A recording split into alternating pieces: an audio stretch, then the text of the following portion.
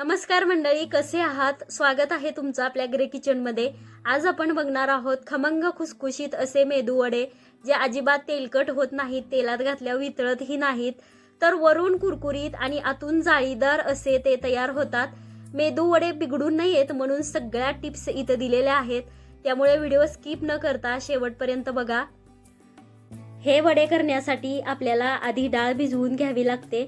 त्यासाठी 1 वाटी उडीद डाळ घेतली आहे। आता ती निवडून घ्यायची, त्यानंतर 3-4 वेळा स्वच्छ धुवून काढायची आणि मग भिजत घालायची आहे। 5 ते 6 तासांमध्ये ना ही डाळ चांगली मऊ भिजली जाते। जर संध्याकाळी वडे करायचे असतील तर सकाळी भिजायला घालायची, सकाळी वडे करायचे असतील तर रात्री झोपताना भिजाय घातली तरीही चालते। साधारण 5 ते 6 तासांनंतर आपली डाळ इथं छान भिजलेली आहे। बघा, तुम्हाला भिजलेली दिसत असेल। एक तोडून दाखवते, पटकन ती तुटली जाते, म्हणजे अगदी मऊ अशी भिजली गेलेली आहे। आता याच्यातलं पाणी काढून टाकायचं आणि त्यानंतर आपल्याला ही वाटायला घ्यायची आहे।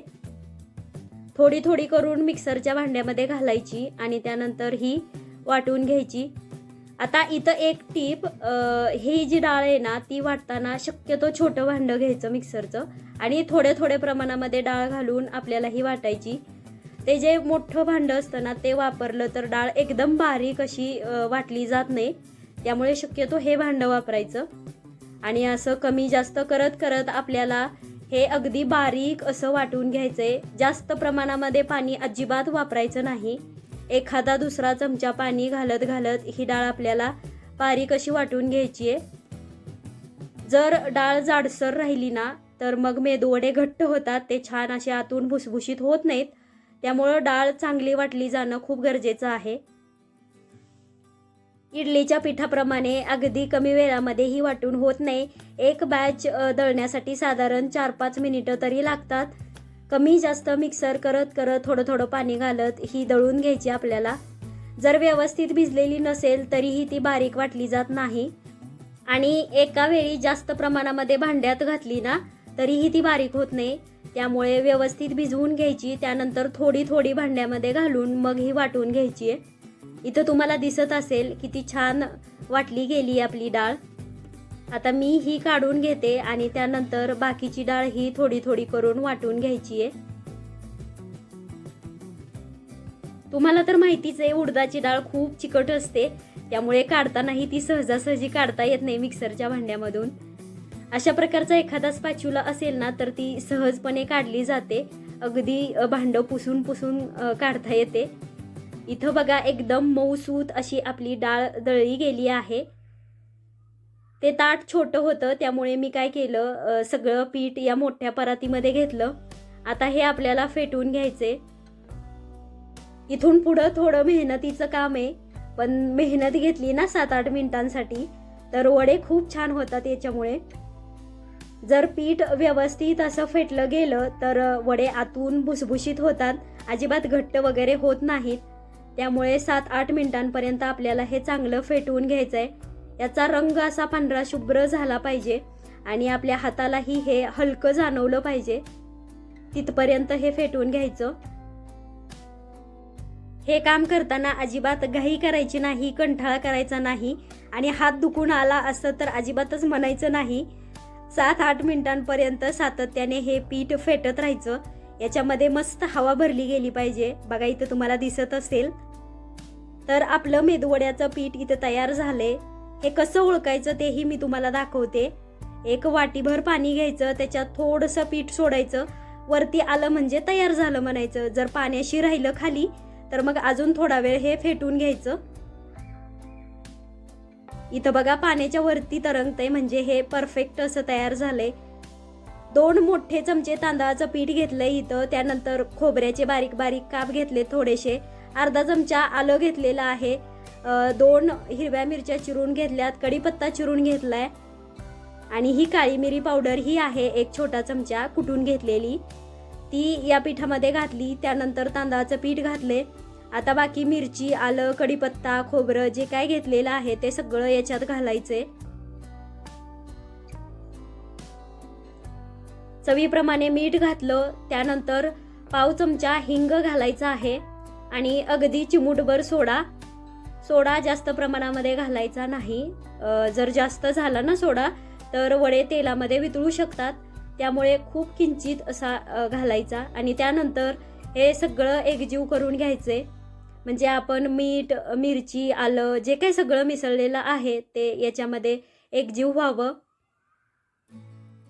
अगदी 2 मिनिटांमध्ये हे मिश्रण आपलं तयार होतं.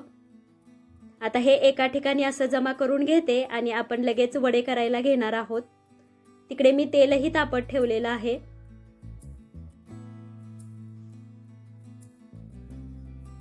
इथं एका वाटीत पाणी घेतले.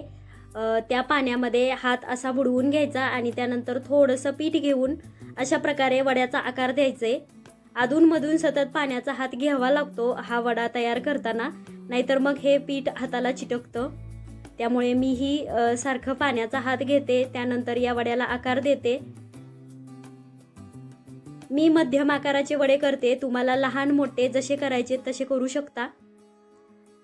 वडा तयार झाल्यानंतर त्याला मध्ये असं छिद्र करायचं आणि त्यानंतर मग तेलामध्ये सोडायचे.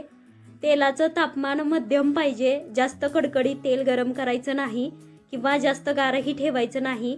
तेल जर गार असेल तर मेदूवड्यामध्ये तेल खूप राहतं, ते खूप तेल पितात. आणि जर कडकडीत तेल तापलेलं असेल तर मग ते वरवरून तळले जातात आणि आतमधून ते कच्चं पीठ तसंच राहतं. त्यामुळे तेलाचं तापमान ही खूप गरजेचं असतं इथे. 2 वडे मी सुरुवातीला सोडून घेतलेत. आता हे आपल्याला छान तळून घ्यायचेत. मंद ते मध्यम गॅसवरतीच आपल्याला हे तळून घ्यायचे. मोठा गॅस करायचा नाही अजिबात वडे तळताना. तेलामध्ये वडा सोडल्यापासून ते आतापर्यंत साधारण 4 मिनिटं होऊन गेलीत आणि आपला वडा इथं तळून तयार झालेला आहे. मी तो काढून घेते. बघा किती मस्त रंग आलाय आणि दिसायलाच अगदी कुरकुरीत असा दिसायला लागलाय. आता वड्याच्या आकारावरही अवलंबून असतं की तळायला टाइम किती लागणार आहे. जर अगदी छोटे छोटे वडे असतील तर ते पटकन तळून होतात. असे मध्यम आकाराचे असतील तर त्याला 4-5 मिनिटे साधारण लागतातच आपल्याला तळायला. घाई करून अजिबात तळायचे नाहीत हे मेदूवडे. सावकाश तळायचे म्हणजे ते आतपर्यंत तळले जातात. अशाच प्रकारे बाकीचेही करून घेऊया. इथं तुम्हाला दिसतच असेल किती अलगदपणे हा तेलामध्ये सोडता आलेला आहे आपल्याला. काही जणांचं काय होतं, मेदूवडा तेलामध्ये सोडताना ना तो पटकन सोडता येत नाही, हाताला तसा चिटकून राहतो. ते होण्यामागचं कारण म्हणजे वडा बनवताना व्यवस्थित पाणी लावलेलं नसतं हाताला. त्यामुळे मेदूवडा हातावरती बनवायच्या आधी पाणी नीट लावून घ्यायचं हाताला आणि त्यानंतर मग बनवायचा, म्हणजे तो तेलामध्ये सोडताना पटकन सोडता येतो. इथं तळून तयार झालेला आहे. आता आपण एक एक करून काढून घेऊया आणि बाकीचेही करून घेते मी. मी नेहमीच मेदूवडे करते त्यामुळे मला ते हाताने सोडायला सोपे जातात. कोणाला जर पहिल्यांदा करताय आणि भीती वाटत असेल सोडायची तर काय करायचं, अशा प्रकारचं एखादा झाऱ्या किंवा उलथणं घ्यायचं, ते तेलामध्ये बुडवून घ्यायचं. त्यानंतर त्याच्यावरती वडा थापायचा किंवा बनवायचा आणि मग तो तेलामध्ये सोडायचा. तसंही केलं तर चालतं. पण 1-2दा प्रॅक्टिस केली ना अशा प्रकारे हातानेही करता येतात. खूप सोपं असतं. सुरुवातीला थोडीशी भीती वाटते. इथे एक एक करून आपले सगळे वडे तयार झालेले आहेत. लगेचच ताट वाढायला घेऊया. गरमागरम सांबर, त्याच्यासोबत असे कुरकुरीत मेदूवडे, एक नंबर बेत होतो. आणि खोबऱ्याच्या चटणीसोबत पण मस्त लागतात हा हे मेदूवडे. किंवा खोबऱ्याची चटणी, सांबर असं काहीच नसेल तर कोरडे खायलाही खूप भारी लागतात, कारण असे मस्त कुरकुरीत झालेले असतात ना त्याच्यामुळे. सगळ्या टिप्स अजून एकदा सांगते. डाळ कमीत कमी 5 ते 6 तास भिजवायची किंवा रात्रभर भिजवली तरीही चालते. त्यानंतर कमी कमी पाणी घालून ती छान बारीक अशी दळून घ्यायची आणि वडे तळताना ते मंद ते मध्यम गॅसवर 4-5 मिनिटांपर्यंत तळायचे, म्हणजे अगदी असे खुसखुशीत तयार होतात.